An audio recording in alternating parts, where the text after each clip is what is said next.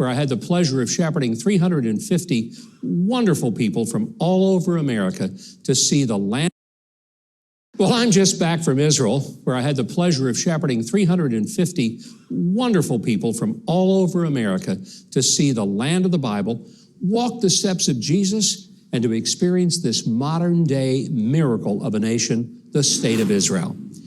Hard as it is to believe, their politics is maybe even more messy than ours. Now, there's a very divisive battle going on in the Israeli government over the role of their Supreme Court. As many as 100,000 protesters took to the streets while we were there, although we weren't affected by them at all. But with all the protest and rhetoric, there was no burning of police cars. There were no riots involving personal injuries. There was no torching of local businesses or mass looting. What a contrast to what we've seen in our own country the past few years, with cities like Portland, Seattle, Los Angeles, New York, our nation's capital, Washington, D.C., and many others being the very battleground for setting fire to public buildings, setting fire to community grocery stores, and having bricks thrown at completely innocent bystanders, sometimes resulting in serious injury or even death. Here's some observations. First, Israel is the lone democracy in the Middle East, and they allow freedom of speech, protest, and vocal disagreement with the government.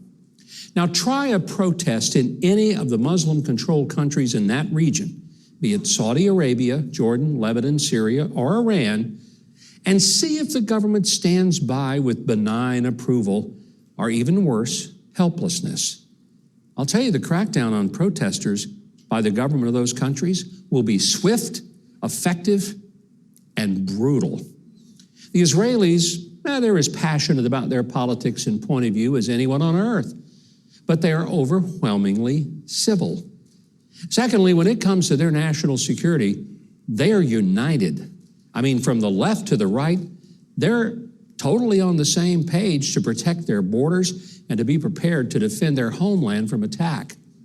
Out of sheer necessity, they realize that the anti-Semitic enemies from their neighborhood and all over the globe are always wanting to pounce and attempt to destroy this tiny little nation that has the physical footprint no bigger than the size of New Jersey. They can have their internal struggles, but when it comes to protecting their existential right of their very existence, they're unified and prepared. I envy them for their ability to recognize real threats to their way of life. They don't just patrol their borders, they control their borders. The thought that, yep, they do.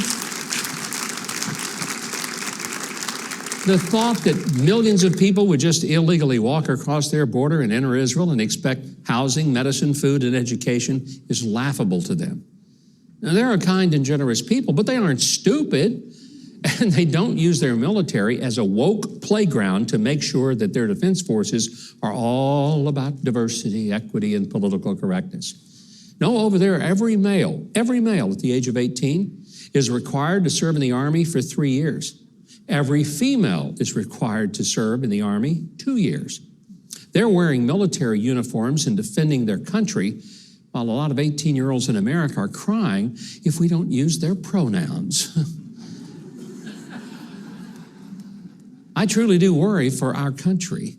I mean, but the signs of hope I see are parents showing up at school board meetings to demand that their children's curriculum focuses on actual skills of, things like reading and math, instead of the nonsense of little boys simply imagining themselves to be girls and playing in women's sports and undressing in the girls' locker rooms. But I also see hope in moments like what appears to be happening on college campuses, like the Asbury Revival, where young people who are sick, indeed sick, of the emptiness of a godless culture, they're falling on their knees. They're not on their knees to show contempt for the flag or the national anthem. They're on their knees to pray. I've heard some critics of Asbury who are somehow able to find fault with some things being said, but I got to tell you, I'm a lot less concerned that some college students might not do a spiritual awakening just as perfectly. I'm more worried that there would be no spiritual hunger at all on the campuses. I'm praying that what's happening at Asbury and these other campuses is a spiritual awakening that will shake college students and their campuses to be the breakthrough that our nation needs for leadership and a return to biblical norms of behavior and viewpoints.